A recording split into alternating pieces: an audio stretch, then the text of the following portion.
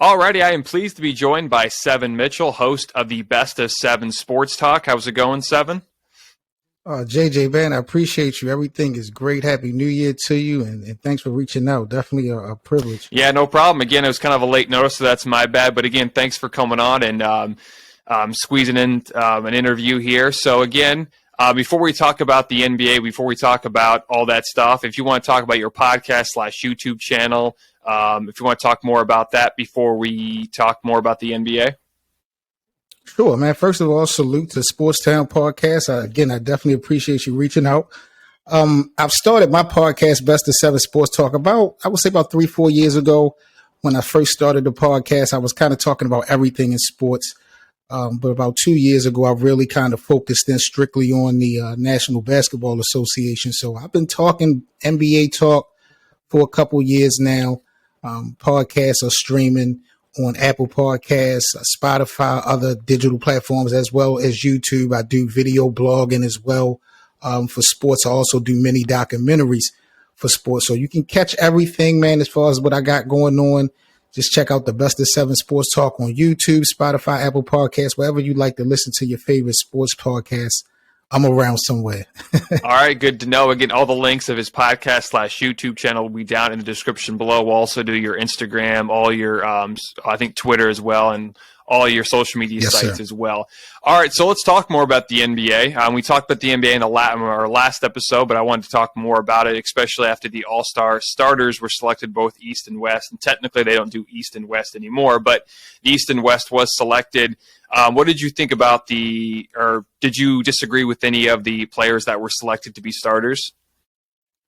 I wouldn't say disagree. I would say more or less shocked. I know the biggest name that's been talked about with this whole scenario has been Andrew Wiggins, but I wouldn't say disappointed at all.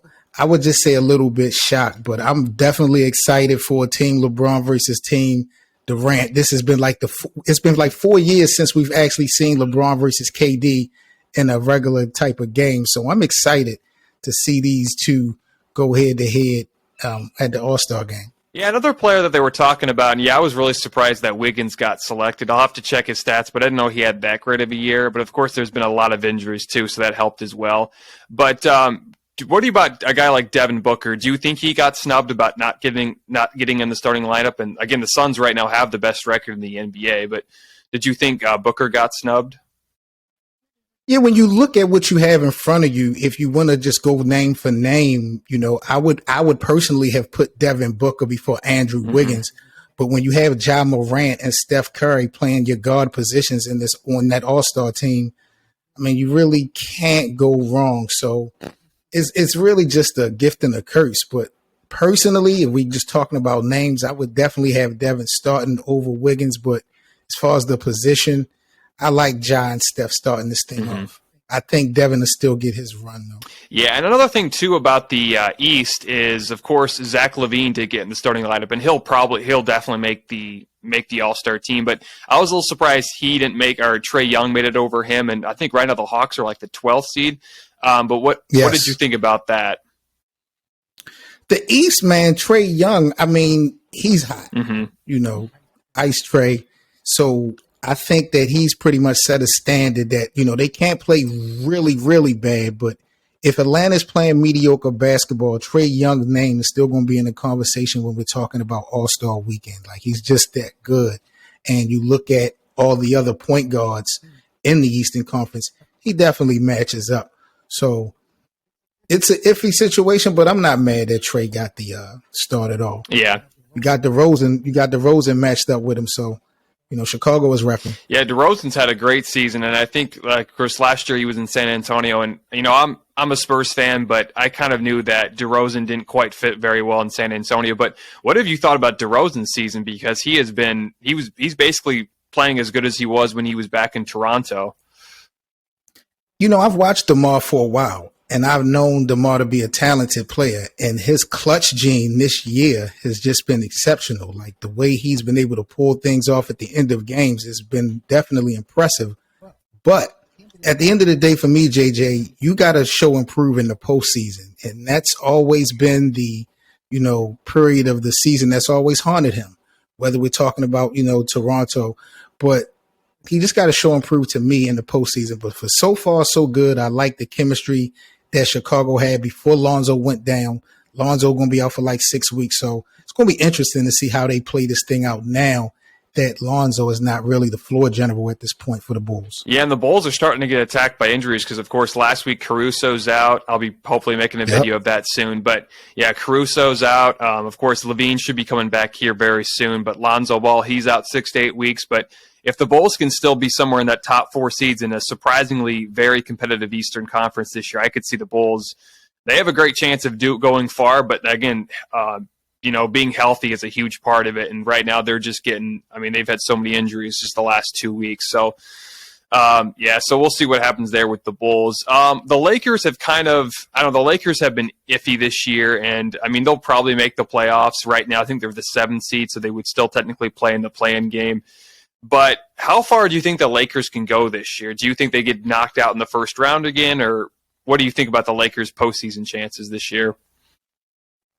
As you get to know me, JJ, you'll get to know that I'm a LeBron fanatic. So I'm always going to, we talk about projection, I'm going to go way off the cuff. I'm always going to say that LeBron is going to take us to the promised land. So I'm never going to cut the LeBron short. I'm never going to count the Lakers out. We have had a roller coaster season, definitely.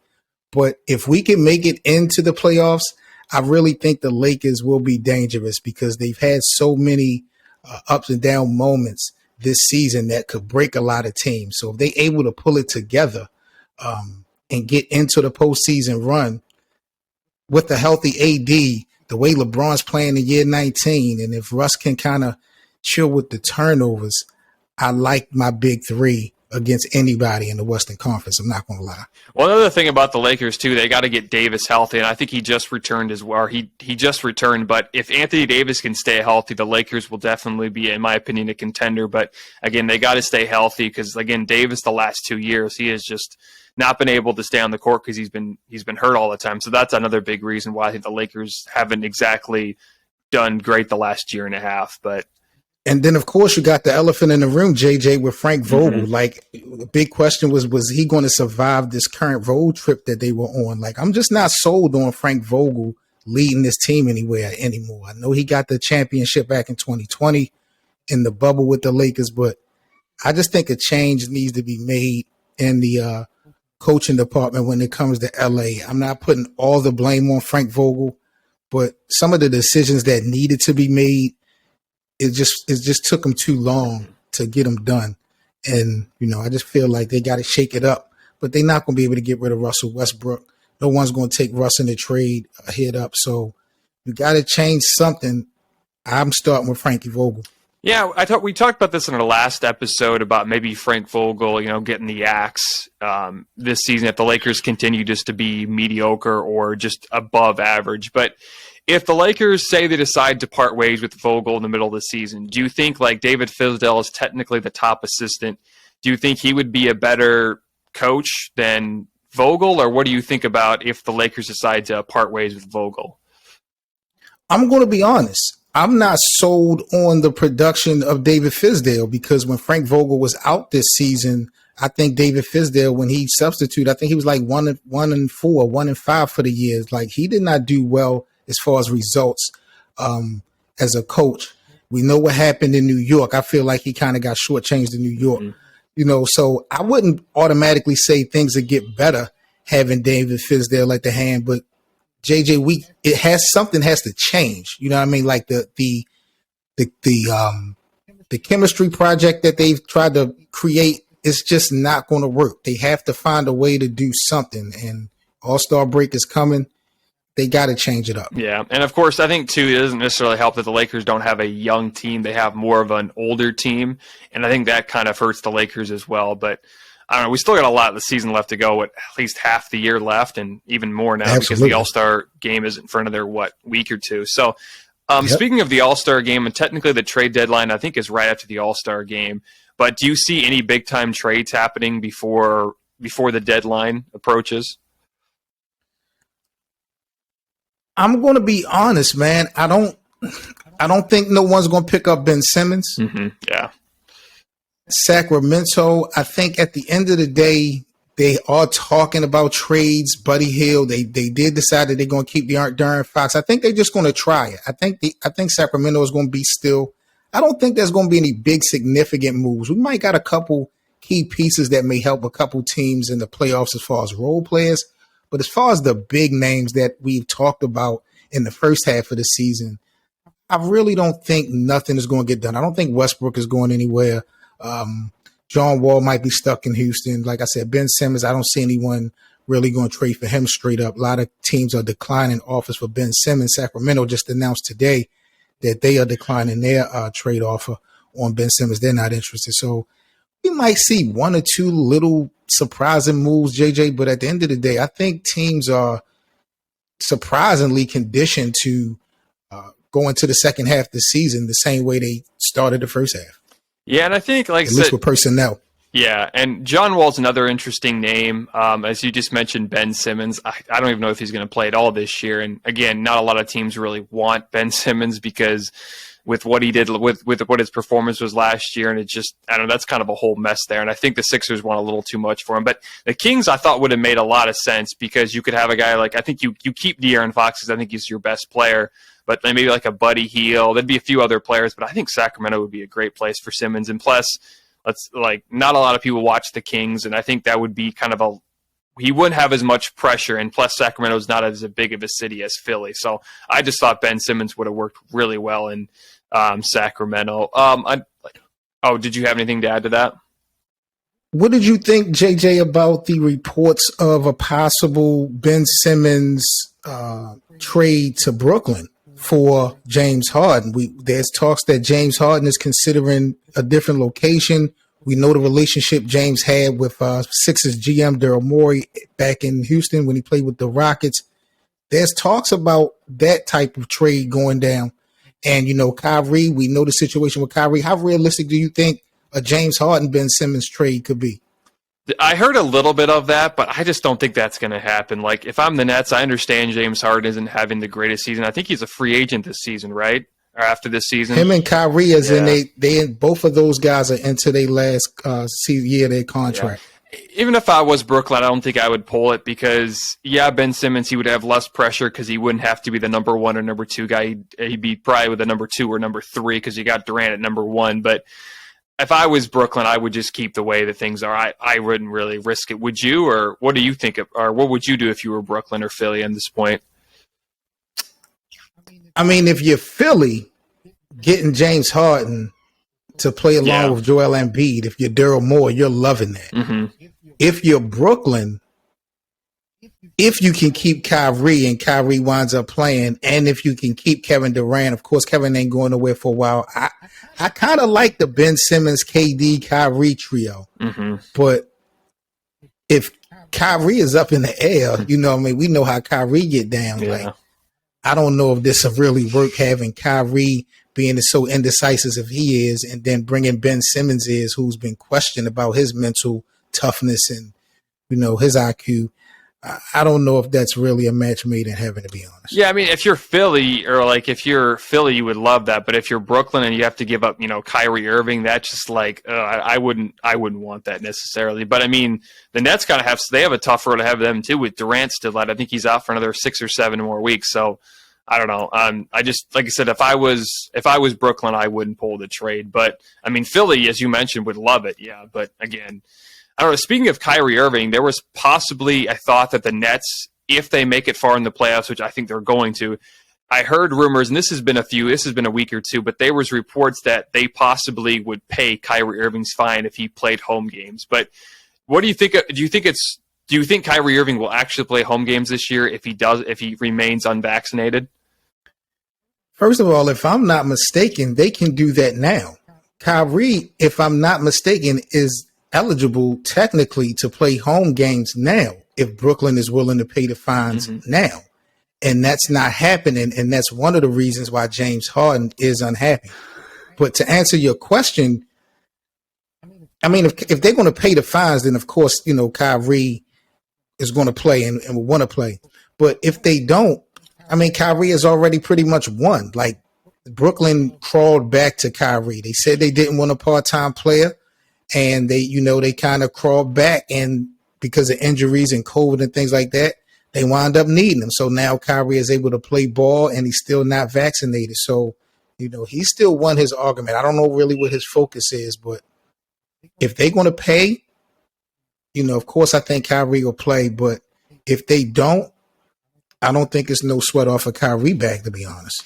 Yeah, and I think I could see it happening actually in the postseason because the Nets are going to need all that they can. But it's very interesting to see. It's going to be very interesting to see what happens, and it's also, I don't know, with Kyrie Irving, as you mentioned, he's kind of up and down. You don't really. He's very hard to predict. But I mean, if I was the Nets, I'd be tempted to be just because of, or at least when they get into the postseason, just so they have that extra guy there. But I mean, I guess we'll see what happens. Another guy that's interesting too, and he's hurt right now as well. But a guy like Damian Lillard, he's not going to be traded in the trade deadline. But do you think there's a chance that he finally gets traded out of Portland after this season?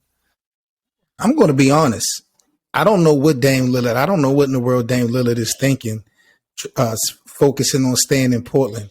I really thought that if Kawhi was going to come back by Christmas or the All-Star break, I thought Damian would have maybe asked for a trade request this season and go play with Kawhi and Paul George with the Clippers for at least a year.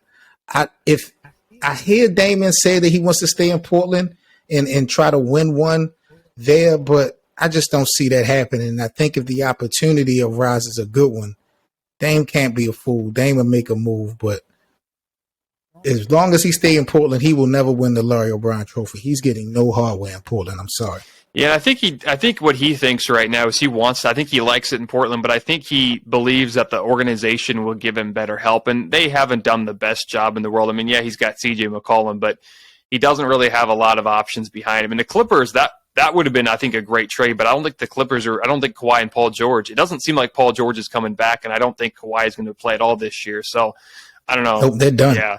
Like I said, I kind of agree with you there, but I think Lillard still thinks that Portland will somehow get him better help, but I don't know how I don't know how he could win with the team he has now. And they're the 11th or 12th seed, so they don't even make the play-in tournament right now. He's stuck on seeing what Giannis did in Milwaukee, and my thing about it is, it's just basically you and CJ McCollum, all due respect. Now, CJ took on a big role because he's now the president of the NBA PA. He took Chris Paul's spot last year. He's always been in the mix of the meetings and everything, but how much focus is CJ going to lose because now he's the head of the NBA PA? So that's just another possible issue that's going to, be along going with Portland and that chemistry and that duo. So they need more help. They done lost Melo. So I just don't see nothing really productive happening in Portland, JD, to be honest. Yeah, that's a good point, too, that you think that, Lillard's kind of still stuck, kind of thinks what he thinks he can do what Giannis did in Milwaukee. But I thought before the Bucks traded for Drew Holiday, this was like a year, I guess it's been about 2 years now, that I thought, Dame Lillard getting traded to Milwaukee would have made the most sense. But that's not happening anymore now. But I don't know. I would love to see Lillard with the contender because, in my opinion, I think he's the best point guard in the league because, Curry's a great shooter and everything, but I think Lillard's a better overall player. But, I mean, We'll see what happens there. So, again, another thing I've kind of wondered, and we talked about this last week as well, who do you have as the MVP if the season ended today? I'm not going to lie. And I'm not a big fan of this guy because his immaturity I have a problem with.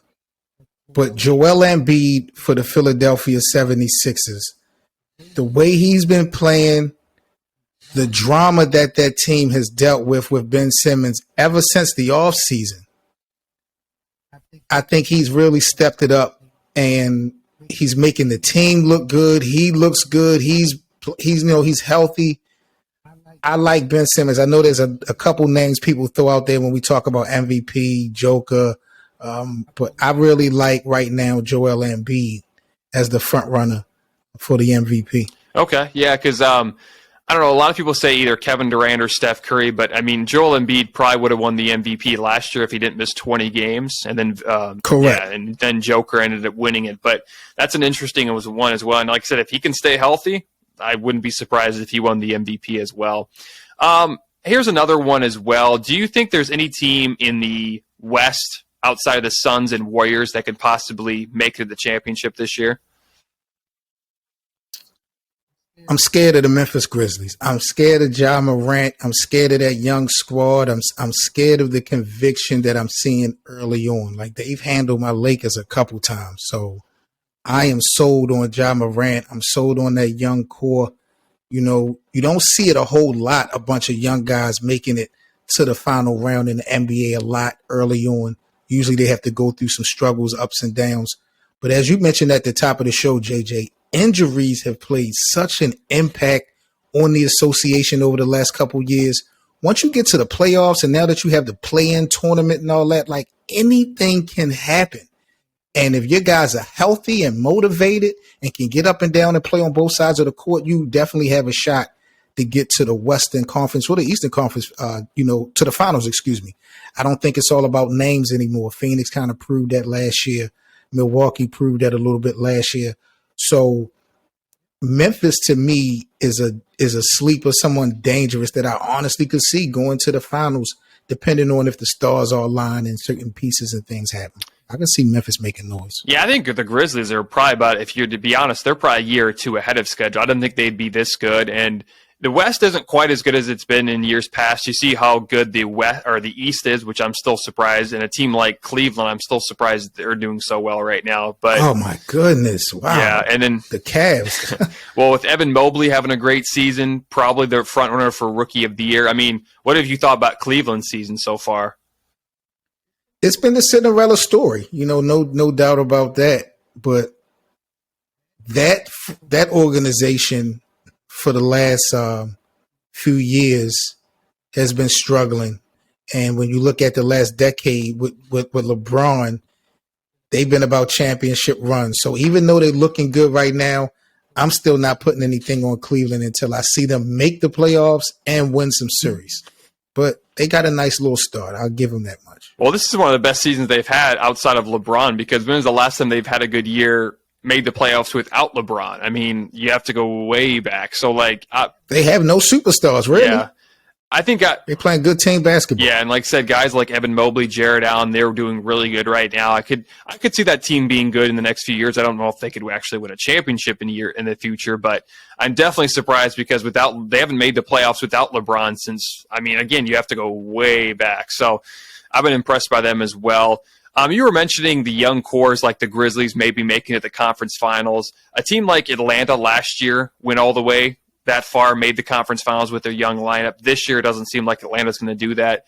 But do you think the Grizzlies actually have a chance of, and you kind of said that there's a chance of them taking down the Suns and Warriors, but do you think there's an actual chance of them actually winning it all this year? To actually win it all, it's going to depend on who they matched up with. I think they have a shot because Ja Morant is that good. So if Ja Morant and company makes it to the finals, I mean, even if you got if Brooklyn makes it and he has to face Kyrie, I think that'll be great. But if they have to face Miami in the finals, I think Ja will go off on Kyle Lowry and them. Or if they have to face Milwaukee, I think he'll excel. It's just going to be about what happens this year. Like, I think certain injuries is going to have to play out for other teams. But Memphis could definitely make it.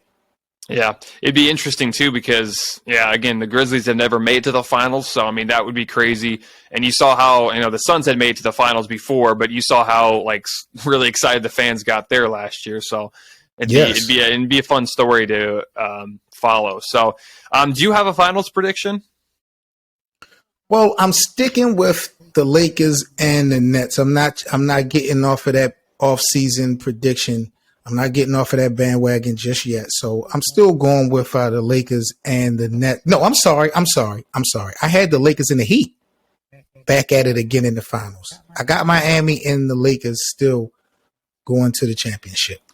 Yeah, and the Heat are another team that I didn't think I knew they had guys like Jimmy Butler and they added Kyle Lowry in the offseason. They have guys like Bam Adebayo if he can stay healthy. But I'm still surprised that Miami has done so well this year. And again, I'm just really shocked that the Eastern Conference is really good this year and there's no losing teams. But is there another team in the East outside of Cleveland that you're kind of surprised by how well they've done this year? I'm not going to say there's a team that I'm surprised of how well they've done in the East. I will say there's a team in the East that I'm disappointed in, as far as how the things are turning out right now. That's the Boston Celtics. Mm-hmm. Like, I'm really surprised Jason Tatum, Jaylen Brown, and the rest of the gang are not winning more games than I kind of would expect it. I don't like the way I'm seeing that team go. They having their little up and down moments. Yeah, and not a lot of people are talking about them. Of course, they have a first-year head coach. Brad Stevens is now the GM / I think he's the GM / president of basketball operations after Danny Ainge retired. But Correct. Do you think Boston, after this season, needs to make a move, like maybe trade for Damian Lillard? Well, they should have been made a move when there was friction, because there was a report earlier on this year that Jason Tatum and Jaylen Brown had a little issue with Marcus Smart. Like, there was some locker room types of issues about, not passing the ball, not sharing the ball. So I think a move should have been made a month or two ago. Yeah. And the thing about Boston, almost every offseason, there's always talks of them trading for a big-time player. Like, at one time, there was thoughts of them when LeBron went to LA, there was chances that Boston could sign him. There was a chance when Anthony Davis wanted out of New Orleans. Oh, the Celtics were going to make that move. But almost every year, the Celtics are in – there's rumors of them trading for a player, and they usually don't do it. So I think if they traded for a guy like Damian Lillard, that would completely change the team, and that would put them back to being a contender. So I don't know. We'll see. We'll see. One of the problems, JJ, is that they don't have anyone else with any real trade value. Mm-hmm. So any significant trade that they're going to have, they have to put Jaylen Brown's name in it, or they have to put, they pretty much going to keep Jason Tatum, but they want to keep Jaylen and Jason. So it's just like, it's hard to bring another star into play with those guys because they have no other pieces that another team wants. You know what I'm saying? As far as value. Yeah. Marcus Smart is pretty decent, but outside of that, no. Yeah. Yeah, it's going to be interesting too, but yeah, Boston, I think they're still in the play-in tournament, I guess, right now, but we'll see what happens with Boston. So again, thanks for coming on. Is there anything else you want to add before we end the interview? Man, this was just great. I appreciate you, JJ, and salute again the Sports Town podcast. Man, it's been definitely a privilege and a pleasure, and I look forward to coming back, man, and chopping it up with you some more. All right, again, thanks for coming on, Seven Mitchell. Don't forget to check out his podcast / YouTube channel. All the links will be down in the description below. All right, enjoy the rest of the NBA season. Hopefully you can come on eventually before the finals maybe, or during the playoffs. And again, enjoy the rest of the season. Enjoy the All-Star game, and have a good night. Likewise, JJ. Appreciate you, buddy. All right. Peace.